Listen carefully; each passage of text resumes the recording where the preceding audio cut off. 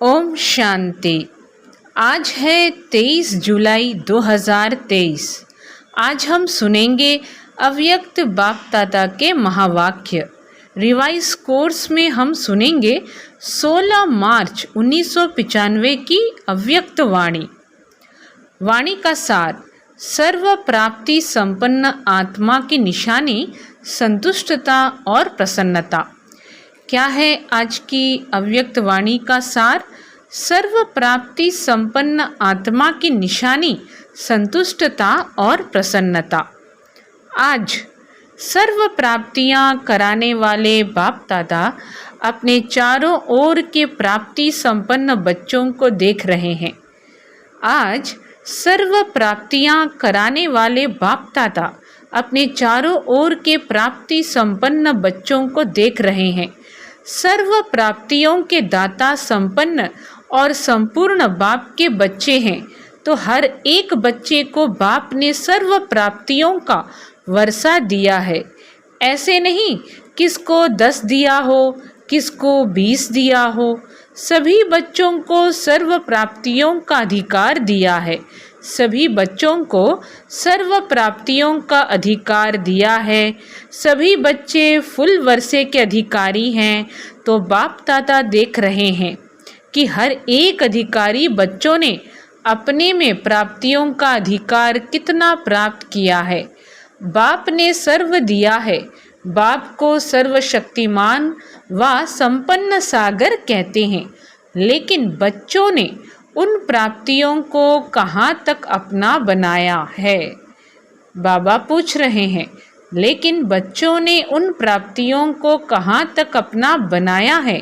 बाप का दिया हुआ वर्षा जब अपना बना लेते हैं तो जितना अपना बनाते हैं उतना नशा और खुशी रहती है।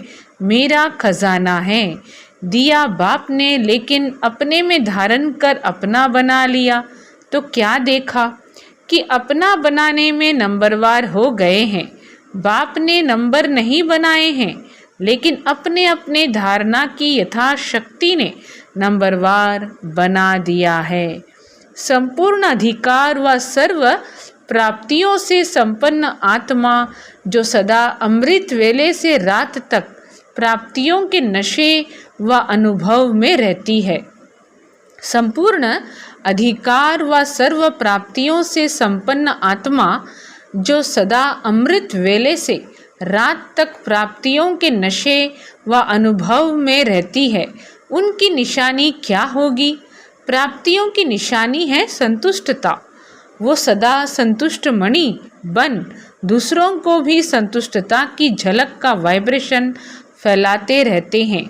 वो सदा संतुष्ट मणि बन दूसरों को भी संतुष्टता की झलक का वाइब्रेशन फैलाते रहते हैं। उनका चेहरा सदा प्रसन्नचित दिखाई देगा। प्रसन्नचित अर्थात सर्व प्रश्नचित से न्यारा। प्रसन्नचित अर्थात सर्व प्रश्नचित्त से न्यारा। कोई प्रश्न नहीं होगा, प्रसन्न होगा। क्यों, क्या, कैसे, यह सब समाप्त। तो ऐसे प्रसन्न चित्त बने हो? बाबा सवाल पूछ रहे हैं कि ऐसे प्रसन्न चित्त बने हो कि अभी भी कभी कभी कोई प्रश्न उठता है कि ये क्या है, ये क्यों है, ये कैसे होगा, कब होगा। ये प्रश्न चाहे मन में चाहे दूसरों से उठता है। प्रश्न चित्त हो या प्रसन्न चित्त हो, या कभी प्रश्न चित्त कभी प्रसन्न चित्त, क्या है? वैसे गायन है अप्राप्त नहीं कोई वस्तु ब्राह्मणों के खजाने में। ये किसका, किन ब्राह्मणों का गायन है? ये किसका, किन ब्राह्मणों का गायन है? आपका है या दूसरे आने वाले हैं? आपका है या दूसरे आने वाले हैं? आप ही हो। तो जब कोई अप्राप्ति होती है ना, अप्राप्ति असंतुष्टता का कारण है। जब कोई अप्राप्ति होती है ना, अप्राप्ति असंतुष्टता का कारण है। अपना अनुभव देखो, कभी भी मन असंतुष्ट होता है तो कारण क्या होता है? कोई न कोई अप्राप्ति का अनुभव करते हो तब असंतुष्टता होती है। गायन तो है अप्राप्त नहीं कोई वस्तु। यह अब का गायन है या विनाश के समय का? विनाश के समय संपन्न हो जाएंगे कि अभी होना है। जो समझते हैं कि हम सदा प्रसन्नचित्त रहते हैं, कभी भी किसी भी बात में, चाहे अपने संबंध में चाहे दूसरों के संबंध में भी प्रश्न नहीं उठता, सदा संतुष्ट रहते हैं। ऐसी संतुष्ट आत्माएं कितनी होंगी? बहुत हैं। अच्छा, जो समझते हैं सदा प्रसन्न रहते हैं, चाहे माया कितना भी हिलाए, लेकिन हम नहीं हिलते, माया को हिला देते हैं। माया नमस्कार करती है, हम अंगद हैं, माया हार जाती, लेकिन हम विजयी हैं। जो ऐसा हैं वो हाथ उठाओ। सदा शब्द याद रखना, कभी कभी वाले नहीं। सदा शब्द याद रखना, कभी कभी वाले नहीं, बहुत थोड़े हैं, कोटों में कोई हैं। क्वेश्चन मार्क उठता तो है ना, क्वेश्चन मार्क डिक्शनरी से निकल जाए। क्या कह रहे हैं बाबा? क्वेश्चन मार्क डिक्शनरी से निकल जाए, हलचल में भी न आए हम, हलचल भी ना हो। कंप्यूटर चलाते हो तो उसमें आता है ना, आपके बुद्धि रूपी कंप्यूटर में सदा फुल स्टॉप की मात्रा आए, क्वेश्चन मार्क आश्चर्य की मात्रा खत्म। इसको कहा जाता है सदा प्रसन्नचित्त। ऐसा प्रसन्नचित्त औरों का भी क्वेश्चन मार्क खत्म कर देता है। ऐसा प्रसन्नचित्त औरों का भी क्वेश्चन मार्क खत्म कर देता है।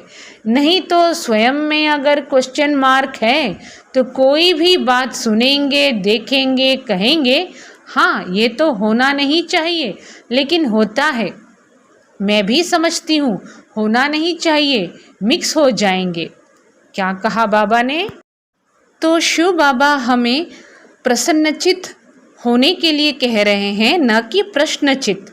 उसके लिए बाबा हमें अपनी डिक्शनरी से क्वेश्चन मार्क को हमेशा के लिए निकाल देने के लिए सुझाव दे रहे हैं। बाबा कह रहे हैं हलचल भी न हो।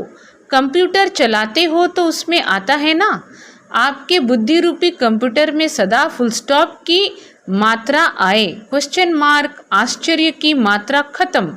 इसको कहा जाता है सदा प्रसन्नचित्त। इसको क्या कहा जाता है?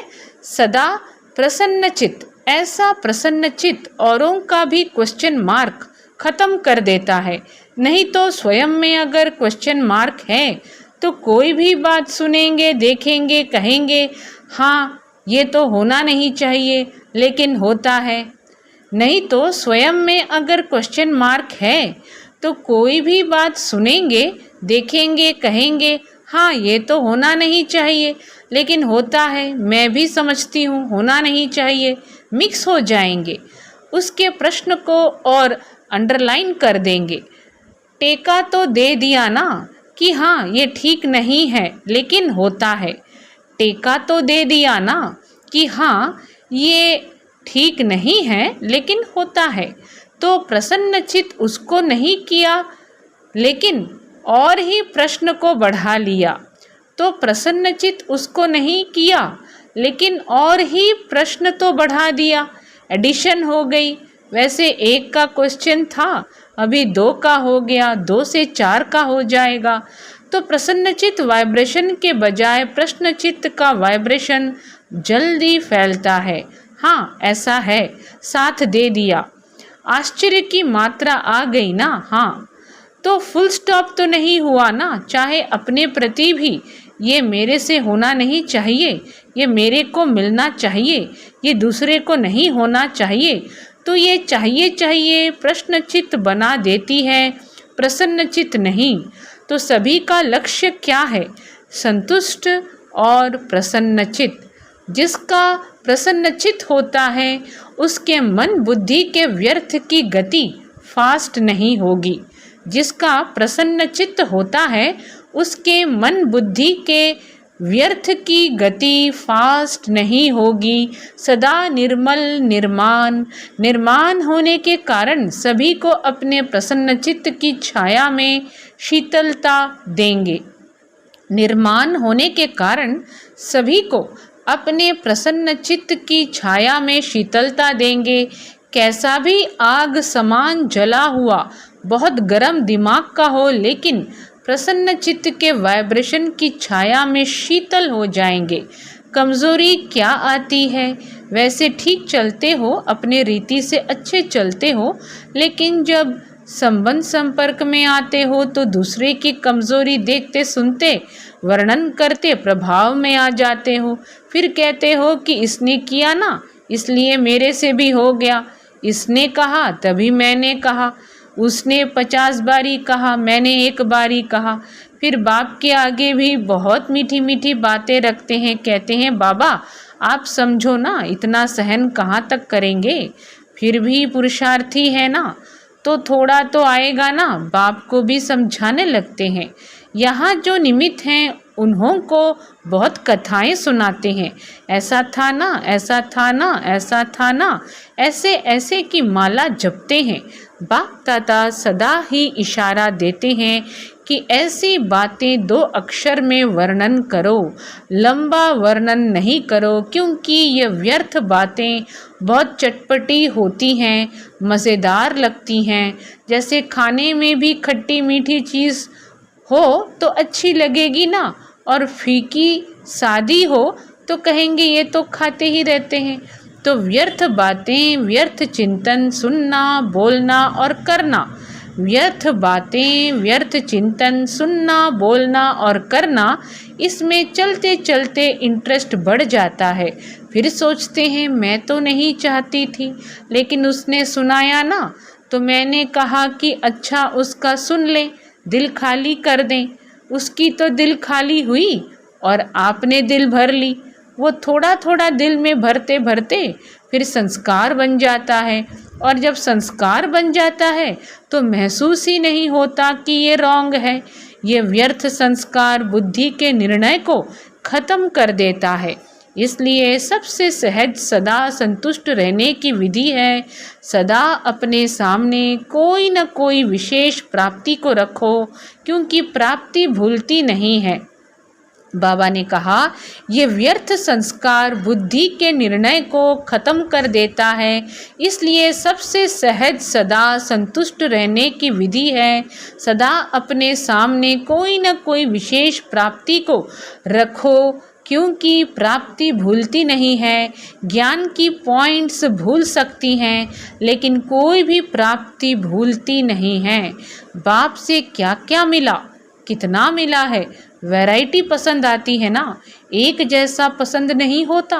तो आप अपने प्राप्तियों को देखो, ज्ञान के खजाने की प्राप्ति कितनी है, योग से शक्तियों की प्राप्ति कितनी है, दिव्य गुणों की प्राप्तियाँ कितनी हैं, प्रैक्टिकल नशे में खुशी में रहने की प्राप्तियाँ कितनी हैं। बहुत लिस्ट है ना। पहले भी सुनाया था कि कभी कोई गुण की प्राप्ति को सामने रखते हुए संतुष्ट रहो, क्योंकि एक गुण भी अपनाया तो जैसे विकारों का आपस में बहुत गहरा संबंध है। अगर बाहर के रूप में इमर्ज रीति से क्रोध है, लेकिन आंतरिक चेक करो तो क्रोध के साथ लोभ अहंकार होता ही है। ये सब आपस में साथी हैं, कोई इमर्ज रूप में होते हैं, कोई मर्ज रूप में होते हैं। तो गुण भी जो हैं उन्हों का भी आपस में संबंध है। इमर्ज एक गुण को रखो, लेकिन दूसरे गुण भी उनके साथ ही मर्ज रूप में होते हैं। तो रोज़ कोई न कोई प्राप्ति स्वरूप का अनुभव अवश्य करो। शिव पिता परमात्मा आज की अव्यक्त वाणी में कह रहे हैं कि व्यर्थ को मना करो, व्यर्थ से परे रहो और गुणों को अपनाते जाओ। तो इसलिए बाबा कह रहे हैं कोई इमर्ज रूप में होते हैं, कोई मर्ज रूप में होते हैं। तो गुण भी जो हैं उन्हों का भी आपस में संबंध है। इमर्ज एक गुण को रखो, लेकिन दूसरे गुण भी उनके साथ ही मर्ज रूप में होते हैं। तो रोज़ कोई न कोई प्राप्ति स्वरूप का अनुभव अवश्य करो। अगर प्राप्ति इमर्ज रूप में होगी तो प्राप्ति के आगे अप्राप्ति खत्म हो जाएगी। अगर प्राप्ति इमर्ज रूप में होगी तो प्राप्ति के आगे अप्राप्ति खत्म हो जाएगी और सदा संतुष्ट रहेंगे। वैसे भी देखो, दुनिया में भी मुख्य प्राप्ति सभी क्या चाहते हैं? हर एक चाहता है कि अपना नाम अच्छा हो, दूसरा मान और तीसरा शान। नाम मान शान ये प्राप्त करना चाहते हैं। आप भी क्या चाहते हो? आप भी तो यही चाहते हो ना, हद का नहीं बेहद का। तो दुनिया वाले तो हद के नाम के पिछाड़ी दौड़ते हैं, और आपका नाम विश्व में जितना ऊंचा है उतना और किसका है? तो आप अपने नाम को देखो। सबसे नाम की विशेषता ये है कि आपका नाम कौन जपता है। सबसे नाम की विशेषता ये है कि आपका नाम कौन जपता है। स्वयं भगवान आपका नाम जपता है, तो इससे बड़ा नाम क्या होगा। आपके नाम से अभी लास्ट जन्म में भी अनेक आत्माएं अपना शरीर निर्वाह चला रही हैं। आपके नाम से अभी लास्ट जन्म में भी अनेक आत्माएं अपना शरीर निर्वाह चला रही हैं। आप ब्राह्मण हो ना, तो ब्राह्मणों के नाम से आज भी नामधारी ब्राह्मण कितना कमा रहे हैं। अभी तक नामधारी ब्राह्मण भी कितना ऊंचे गाए जाते हैं। तो आपके नाम की कितनी महिमा है। इतना श्रेष्ठ नाम आपका हो गया, इसलिए हद के नाम के पीछे नहीं जाओ। मेरा नाम तो कभी किसी में लेते ही नहीं है। मेरा नाम तो कभी किसी में लेते ही नहीं है। मेरा नाम सदा पीछे ही रहता है। सेवा मैं करती हूँ, नाम दूसरे का हो जाता है। तो हद के नाम के पीछे नहीं जाओ। बाप के दिल में आपका नाम सदा ही श्रेष्ठ है। जब बाप के दिल में नाम हो गया, तो कोई सेवा में या कोई प्रोग्राम में या कोई भी बातों में आपका नाम नहीं भी आया तो क्या हर्जा। बाप के पास तो है ना। जैसे भक्ति मार्ग में हनुमान का चित्र दिखाते हैं ना, तो उसके दिल में क्या था? राम था। और बाप के दिल में क्या है? बच्चे। तो बच्चों में आप हो या नहीं हो? तो बच्चों में आप हो या नहीं हो, बाबा पूछ रहे हैं। तो आज से अभी से हम हद के नाम मान शान के पिछाड़ी नहीं भागेंगे। हमेशा यही सोचेंगे कि बाप के दिल में हमारा नाम है। और बाप के दिल में क्या है? बच्चे। तो बच्चों में आप हो या नहीं हो? तो सभी का नाम है। देखा है पक्का? कभी मिस हो गया हो तो आप सभी का नाम है। तो और नाम के पीछे क्यों पड़ते हो? बाबा हम सबको बहलाते हुए, सहलाते हुए, समझाते हुए कह रहे हैं। तो और नाम के पीछे क्यों पड़ते हो? क्योंकि मेजॉरिटी यही नाम मान शान गिराता भी है, और यही नाम मान शान नशा भी चढ़ाता है। तो प्राप्ति के रूप में देखो, अगर मानो कोई कारण से आपका नाम गुप्त है और आप समझते हो कि मेरा नाम होना चाहिए, यथार्थ है, फिर भी अगर किसी आत्मा से हिसाब किताब के कारण या उसके संस्कार के कारण आपका नाम नहीं होता है, आप राइट हो, वो रॉन्ग है, फिर भी उसका नाम होता है, आपका नहीं, तो विजय माला में आपका नाम निश्चित है। इसलिए इसकी भी परवाह नहीं करो। इस रूप में माया ज़्यादा आती है, इसलिए अभी गलती से नाम मिस हो भी गया, कोई हर्जा नहीं। लेकिन विजय माला में आपका नाम मिस नहीं हो सकता।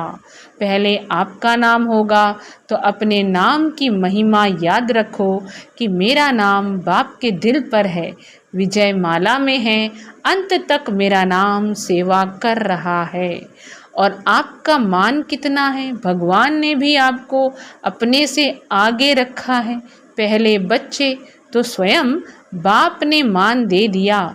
कितना आपका मान है उसका प्रूफ देखो कि आपके जड़ चित्रों का भी लास्ट जन्म तक कितना मान है।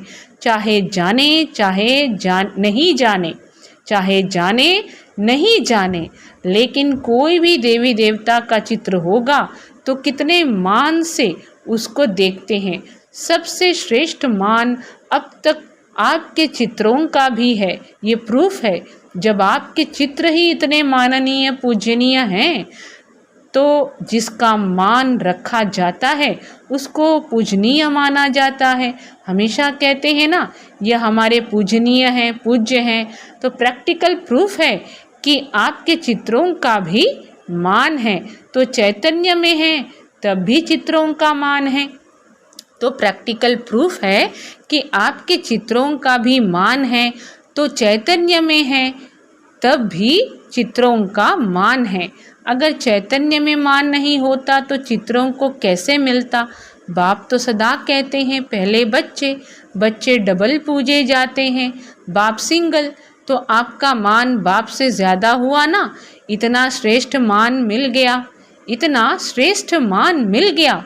तो जब भी कोई हद के मान की बात आए तो सोचना कि आत्माओं का मान क्या करेगा। तो जब भी कोई हद के मान की बात आए तो सोचना कि आत्माओं का मान क्या करेगा। जब परमात्मा का मान मिल गया, ऐसे नहीं सोचो कि हम इतना कुछ करते हैं फिर भी मान नहीं देते, पूछते ही नहीं हैं।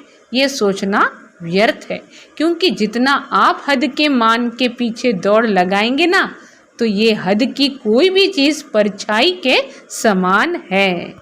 तो बाबा आज की मुरली में क्या समझा रहे हैं कि जितना आप हद के मान के पीछे दौड़ लगाएंगे तो ये हद की कोई भी चीज़ परछाई के समान है।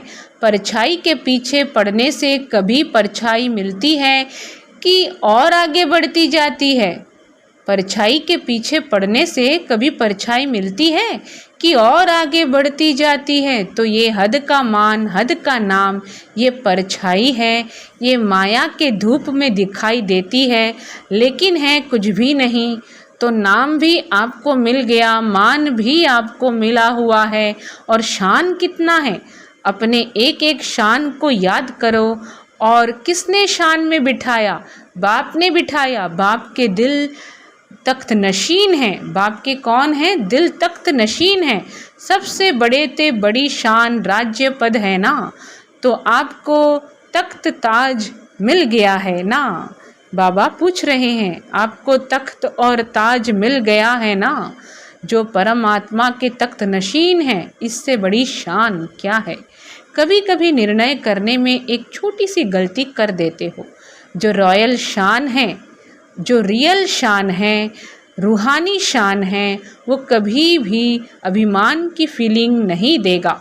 बाबा क्या कह रहे हैं? कभी कभी निर्णय करने में एक छोटी सी गलती कर देते हो। जो रियल शान है, रूहानी शान है, वो कभी भी अभिमान की फीलिंग नहीं देगा। तो कभी कभी क्या करते हो, होता अभिमान है लेकिन समझते हो ये शान तो अपना रखना चाहिए, इतना शान तो रखना चाहिए ना। शान में रहना अच्छा होता है, लेकिन शान है या अभिमान है, उसको अच्छी तरह से चेक करो। कभी कभी अभिमान को शान समझ लेते हैं, कभी कभी क्या करते हैं, अभिमान को शान समझ लेते हैं और फिर निर्माण नहीं होते हैं।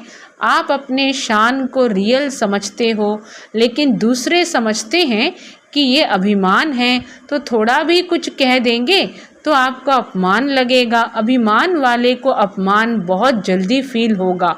थोड़ा भी किसने हंसी में भी कुछ कह दिया तो अपमान लगेगा। ये अभिमान की निशानी है। सोचेंगे नहीं, मैं तो ऐसा हूँ नहीं, ऐसे थोड़ी ही कहना चाहिए। तो निर्णय ठीक करो। उस समय निर्णय में कमी कर लेते हो, यथार्थ के बजाय मिक्स होता है और आप उसको यथार्थ समझ लेते हो। तो कहने में आता है कि ये है बहुत अच्छे, लेकिन बोलचाल उठना बैठना जो है ना, वो अभिमान का लगता है। ये भी किसी ने कहा तो अपमान की फीलिंग आ जाएगी। तो स्वमान और अभिमान के अंतर को भी चेक करो। स्वमान कितना बड़ा है, शान कितनी बड़ी है। उस बेहद के नाम, मान और शान को सदा इमर्ज रखो।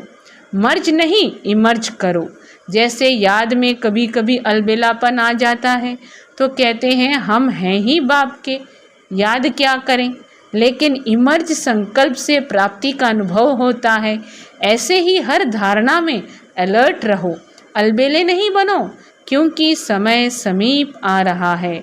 ऐसे ही हर धारणा में अलर्ट रहो, अलबेले नहीं बनो, क्योंकि समय समीप आ रहा है। और समय समीप क्या सूचना दे रहा है? समान बनो, संपन्न बनो। तो समय की चैलेंज को देखो और सर्व प्राप्तियों से संपन्न बनो।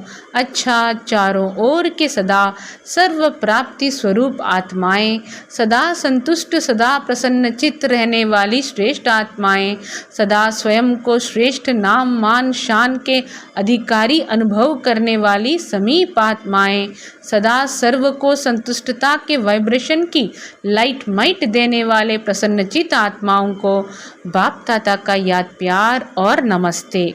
और हम रूहानी बच्चों की रूहानी माता पिता बाप दादा को भी याद प्यार और नमस्ते। वरदान है, हर सेकंड स्वयं को भरपूर अनुभव कर सदा सेफ रहने वाले स्मृति सो समर्थ स्वरूप भव। हर सेकंड स्वयं को भरपूर अनुभव कर सदा सेफ रहने वाले स्मृति सो समर्थ स्वरूप भव। बाप दादा द्वारा संगम युग पर जो भी खजाने मिले हैं उनसे स्वयं को सदा भरपूर रखो। जितना भरपूर उतना हलचल नहीं। भरपूर चीज़ में दूसरी कोई चीज़ आ नहीं सकती। ऐसे नहीं कह सकते कि सहन शक्ति व शांति की शक्ति नहीं है। थोड़ा क्रोध या आवेश आ जाता है। कोई दुश्मन ज़बरदस्ती तब आता है जब अलबेलापन है या डबल लॉक नहीं है। याद और सेवा का डबल लॉक लगा दो।